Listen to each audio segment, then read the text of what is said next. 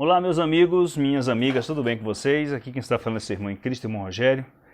E, como sempre, estamos aqui para comentar um pouco sobre o Evangelho da Graça de Deus, este Evangelho que revela a nossa condição e a nossa posição diante do Eterno. Queridos, eu quero fazer uma breve leitura, em seguida estarei fazendo um breve comentário sobre este assunto em questão. Veja só, Carta aos Hebreus, capítulo de número 9, a partir do versículo de número 24, que diz assim: porque Cristo não entrou em um santuário feito por mãos, figura do verdadeiro, porém no próprio céu, para agora comparecer por nós perante a face de Deus. Nem tampouco para a si mesmo se oferecer muitas vezes, como o sumo sacerdote cada ano entra no santuário com sangue alheio. De outra maneira, necessário lhe seria padecer muitas vezes desde a fundação do mundo. Mas agora, na consumação dos séculos, uma vez se manifestou para aniquilar o pecado pelo sacrifício de si mesmo. Que coisa maravilhosa! Bom, o escritor desta carta estava falando certamente para um público composto de israelitas, de hebreus, de judeus.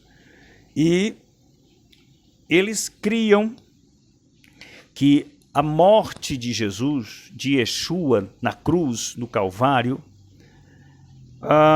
tinha no âmbito espiritual um valor imensurável, tinha um valor extraordinário, porque foi mediante a morte de Cristo na cruz que a transgressão dos eleitos que estavam sob a estrutura da lei, esta lei que estava sobre aqueles que se submetiam a ela, porque na verdade a lei de Moisés ela foi dada para os filhos de Israel. E dentre os filhos de Israel havia os eleitos que foram, desde antes da fundação do mundo, predestinados para participar daquela justificação. Então, aqueles hebreus, aqueles israelitas sabiam que na cruz Jesus morreu para torná-los justo perante o Eterno. O propósito da morte de Jesus foi para isto.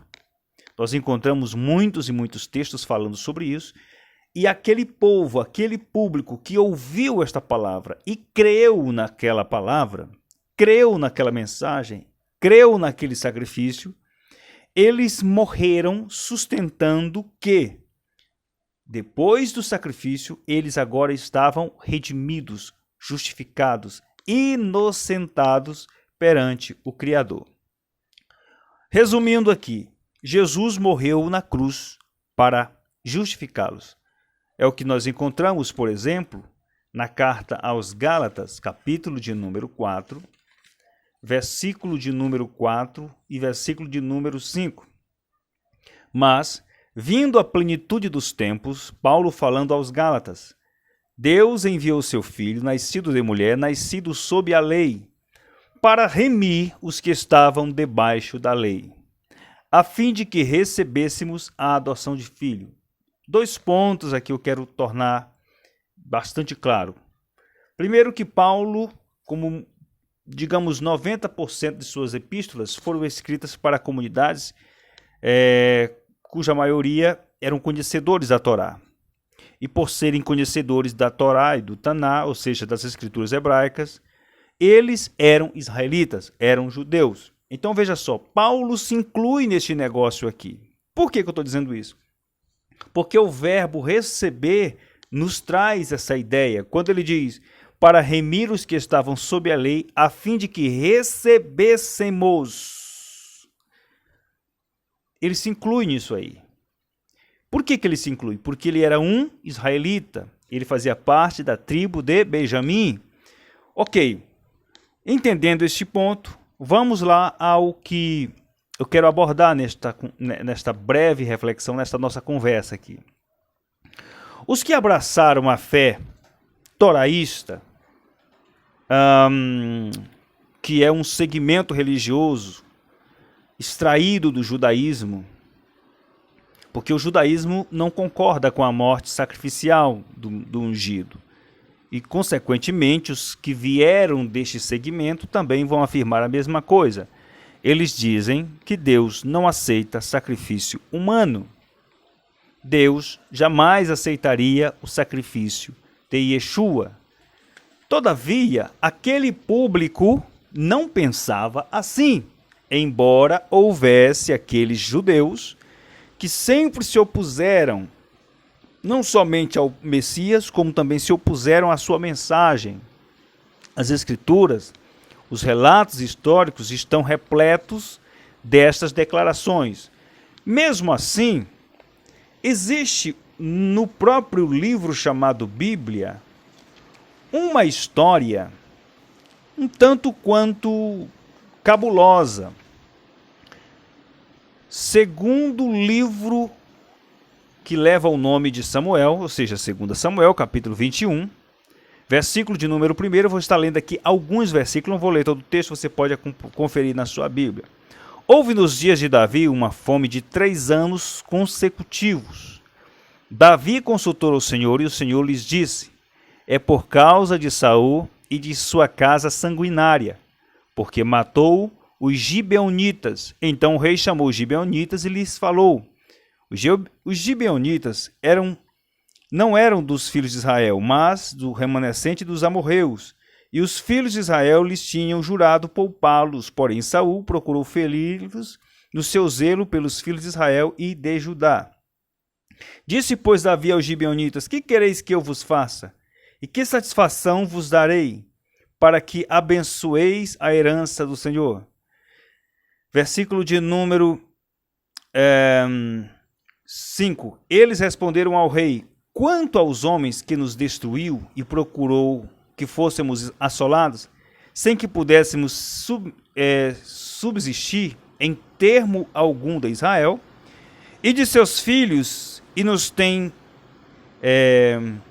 eu vou fazer aqui a leitura aqui novamente. Eles responderam ao rei: quanto ao homem que nos destruiu, uma referência a Saul, e procurou que fôssemos assolados, sem que pudéssemos subsistir em termo algum de Israel, de seus filhos se nos dei 7 homens, para que os enforquemos ao Senhor em Gibeá de Saul, o eleito do Senhor. Disse o rei: eu os darei. Como é que é? Os gibeonitas pediram 7 homens da casa de Saul para enforcá-los perante o Senhor, para enforcá-los, porque o texto diz assim, ó, para que enforquemos ao Senhor, ou perante ao Senhor. Deus aceitou aquilo. Vamos pensar no seguinte: pelo fato de Saul ter cometido uma transgressão clara, a conta havia chegado nos dias de Davi, 3 anos de fome consecutivos. E alguém tem a ideia de oferecer 7 homens, enforcá-los ao Senhor, para que aquela fome deixasse de existir, desaparecesse da face da terra? Isso aqui não seria um sacrifício? A morte daqueles 7 homens não iria arrancar a maldição da lei, daquela transgressão de sobre os filhos de Israel, de sobre o povo de Israel? Sim. Deus aceitou ou não aceitou? É simplesmente uma pergunta. No caso de Jesus, por que Deus não aceitaria o sacrifício de Jesus se a morte sacrificial de Jesus foi algo projetado, arquitetado? O próprio Pedro, em uma de suas epístolas, ele disse que o cordeiro havia sido imolado antes da fundação do mundo, ou seja, se tratava de um projeto eterno, de redenção eterna para com seus filhos, para com seu povo. Ou seja, Deus jamais aceitaria o sacrifício de Yeshua, de Jesus, mas aceitou o enforcamento de 7 homens para que a fome que assolava Israel fosse retirada. Não tem sentido este argumento. Não tem sentido este argumento. Bom, queridos, é simplesmente uma reflexão. Depois eu estarei falando sobre outros pontos que são contestados pelos que se dizem seguidores da lei de Moisés. Dentre eles falam que a ressurreição não aconteceu, eles falam que a lei de Moisés ainda perdura. Uma série de equívocos que existem hoje e que sempre existiu, mas que nos dias de Paulo, a revelação dada a ele trazia luz para essas obscuridades, para estes temas tão complicados para muitos, porque para aqueles que tiveram os olhos iluminados, são pontos totalmente esclarecidos. Que Deus continue agraciando a sua vida.